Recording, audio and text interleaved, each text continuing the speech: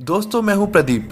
आज मैं आपको एक ऐसे व्यक्ति के बारे में बताने जा रहा हूं जिन्हें रियल लाइफ आयरन मैन कहा जाता है, जिसका नाम है मिस्टर एलन मस्क। तो आज हम बात करने वाले हैं engineer, investor, innovator, creative thinker, rocket scientist और बिलियनियर बिजनेसमैन एलन मस्क के बारे में। ये एक ऐसे व्यक्ति हैं जो मेरे भी रोल मॉडल हैं। एलन आज के समय में फोर्ब्स के अनुसार 27वें सबसे धनी व्यक्ति हैं। लेकिन दोस्तों, कोई व्यक्ति जन्म से धनी नहीं होता। धनी बनने के लिए उसे ना जाने कितनी मेहनत करना पड़ती है। ठीक वैसे ही मिस्टर एलन ने बचपन से ही काफ़ी मेहनत की है। एलन मस्क का जन्म 1971 में साउथ अफ्रीका में हुआ था। बचपन से ही उन्हें किताबें पढ़ने का शौक था और वो हमेशा किताबों के आसपास लाइब्रेरी में ही नजर आते थे। 10 साल की उम्र में उन्होंने इतनी किताबें पढ़ ली थी कि एक ग्रेजुएट भी नहीं पढ़ पाता, और सिर्फ 12 साल की उम्र में ही उन्होंने कंप्यूटर प्रोग्रामिंग लैंग्वेज सीख के एक ब्लास्टर नाम का वीडियो गेम बनाया, जिसको उन्होंने पीसी एंड ऑफिस टेक्नोलॉजी को $500 में बेच दिया। एलन इनोवेटिव चीज़ों में काफ़ी इंटरेस्टेड थे और वो डे ड्रीमिंग में इतना खो जाते थे कि उन्हें आसपास क्या चल रहा है कुछ पता ही नहीं रहता था। एक बार उनके पेरेंट्स उन्हें डॉक्टर के पास ले गए कि कहीं उन्हें कम तो सुनाई नहीं देता। 17 साल की उम्र में उन्होंने साउथ अफ्रीका छोड़ दिया और कनाडा चले गए, जहां उन्होंने क्वीन यूनिवर्सिटी में एडमिशन लिया। उसके 2 साल बाद 1992 में फिजिक्स में बैचलर ऑफ साइंस करने के लिए यूएसए चले गए। वहां से ग्रेजुएशन पूरी करने के बाद उन्होंने स्टैनफोर्ड यूनिवर्सिटी से पीएचडी के लिए ज्वाइन किया, लेकिन 2 दिन बाद ही उन्होंने यूनिवर्सिटी से ड्रॉप आउट ले लिया। ड्रॉप आउट के बाद अपने भाई के साथ सॉफ्टवेयर कंपनी जिप2 पर काम करने लगे। जिप2 कॉरपोरेशन को अच्छा खासा ग्रो करने के बाद उन्होंने वो कंपनी $307 मिलियन में बेच दी, जिसमें एलन को उनके शेयर से कुल 7% यानी $22 मिलियन मिले। उन पैसों से उन्होंने X.com शुरू की, जो कि एक ऑनलाइन पेमेंट बैंकिंग कंपनी थी। फिर 1999 में X.com कन्फिनिटी के साथ मर्ज हो गई, जिसका नाम बाद में पेपाल हो गया, जो आज दुनिया भर में फेमस है। 2002 में पेपाल को ईबे ने एक्वायर कर लिया और इस एक्विजिशन के बाद एलन को $165 मिलियन मिले। वो चाहते तो $165 मिलियन यानी 1264 करोड़ रुपए में ऐशो आराम से जिंदगी जी सकते थे, लेकिन इसके बाद भी एलन रुके नहीं। वो सोचते हैं कि इंसान पृथ्वी के अलावा और भी प्लैनेट्स पर जाकर रह सकता है और इसकी शुरुआत वो मंगल ग्रह से करना चाहते हैं। तो उन्होंने एक नई कंपनी बनाई, स्पेस एक्स की शुरुआत करने के लिए जब वो रॉकेट खरीदने के लिए रशिया गए, तब उन्हें पता चला कि रॉकेट की प्राइस जितनी होनी चाहिए उससे कहीं ज़्यादा है। तो उन्होंने सोचा क्यों ना खुद ही रॉकेट बनाया जाए। इसीलिए ये रॉकेट साइंस की बुक्स पढ़ने लगे और उस इंडस्ट्री के एक्सपर्ट्स लोगों से जाकर मिलने लगे। तो इस तरह नॉलेज गेन करने के बाद उन्होंने खुद रॉकेट बनाना शुरू कर लिए, लेकिन उन्हें इतनी जल्दी कामयाबी नहीं मिली। पहले 3 रॉकेट लॉन्च में ही फेल हो गए। उन्होंने अपनी कंपनी पेपाल से कमाया सारा पैसा स्पेस एक्स में लगा दिया था, लेकिन फिर भी उन्होंने हार नहीं मानी। उन्होंने अपना घर बेच के किराए पे रहने लगे, पूरी तरह कर्ज में आ गए और चौथी रॉकेट लॉन्च की तैयारी की, जो कि सक्सेसफुल रही।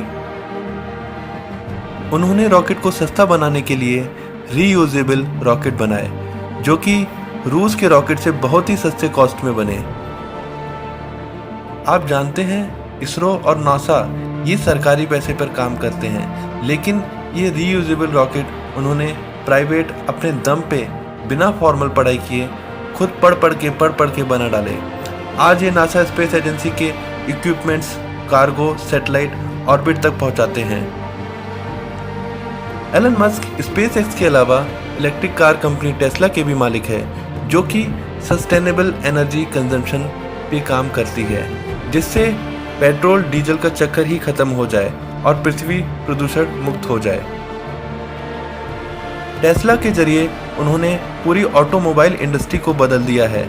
जब एलन ने इलेक्ट्रिक ड्राइवरलेस कार के बारे में सोचा था, तब बहुत सारे इंडस्ट्री के लोग बोल रहे थे कि ये चीज़ इम्पॉसिबल है और ये अपने और इन्वेस्टर्स के पैसे बर्बाद कर रहे हैं। लोग ये भी कह रहे थे कि इलेक्ट्रिक कार कभी रियलिटी बन ही नहीं सकती। लेकिन एलन ने इन सारे लोगों को गलत साबित कर दिया और यही उनकी खासियत है कि वो आउट ऑफ द बॉक्स सोचते हैं और उस चीज़ को सक्सेस बनाकर ही रहते हैं। और फिर 2006 में एलन ने अपने कजिन के साथ सोलर सिटी कंपनी बनाई जो सस्टेनेबल एनर्जी क्रिएशन पे काम करती है। 2013 में सोलर पावर सिस्टम अवेलेबल कराने वाली यूएस की दूसरी सबसे बड़ी कंपनी बन गई और बाद में टेस्ला ने सोलर सिटी को एक्वायर कर लिया। 2015 में एलन ने आर्टिफिशियल इंटेलिजेंस रिसर्च कंपनी की शुरुआत की जिसका नाम ओपन एआई रखा, जिसके द्वारा एआई को वो मानवता के लिए फ़ायदेमंद और सुरक्षित बनाना चाहते हैं। 2016 में एलन न्यूरालिंक नाम की एक कंपनी के को फाउंडर बने। न्यूरालिंक के जरिए वो चाहते हैं कि ऐसी एक डिवाइस बनाया जाए जिससे वो अपने दिमाग से कंप्यूटर और स्मार्ट डिवाइसेस को कंट्रोल कर सकें।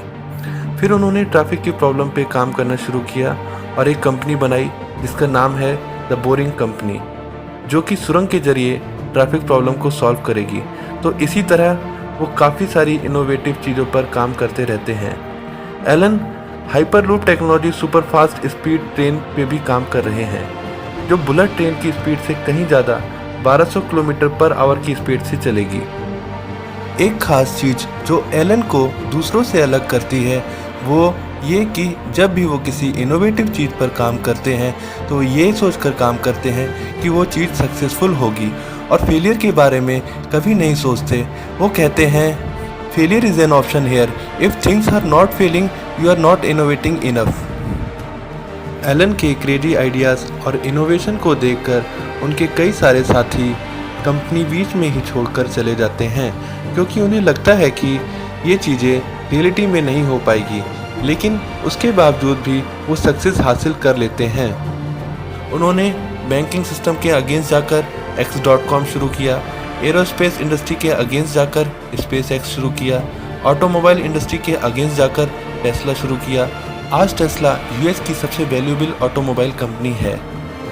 एलन मस्क ह्यूमैनिटी को बहुत अलग तरह से सर्व करना चाहते हैं और उनकी कई प्रॉब्लम को सॉल्व करना चाहते हैं, इसीलिए वो अपने कई सारे पेटेंट किसी और को भी यूज़ करने देते हैं। जैसे उन्होंने टेस्ला और हाइपरलूप टेक्नोलॉजीज पेटेंट किसी को भी फ्री में यूज़ करने दिया है ताकि जल्द से जल्द पूरी दुनिया में इलेक्ट्रिक कार और हाइपरलूप ट्रेन का डेवलपमेंट हो सके, जिससे काफ़ी हद तक क्लाइमेट चेंज की परेशानियां सॉल्व होने में मदद हो सके। एलन ने कोरोना महामारी के समय में भी ज़रूरतमंद को फ्री ऑफ कॉस्ट वेंटिलेटर देने का वादा किया है। दोस्तों, एलन कहते हैं कि रोबोट की तरह जीने के लिए हम पैदा नहीं हुए हैं, इसीलिए चैलेंजेस लेकर इसे एक एडवेंचरस की तरह जियो। आशा करता हूँ कि आज आपको ये वीडियो बहुत पसंद आया होगा, बहुत कुछ सीखने को मिला होगा। अगर आपको ये वीडियो पसंद आया है तो ज़रूर लाइक करें और दोस्तों के साथ शेयर करना ना भूलें।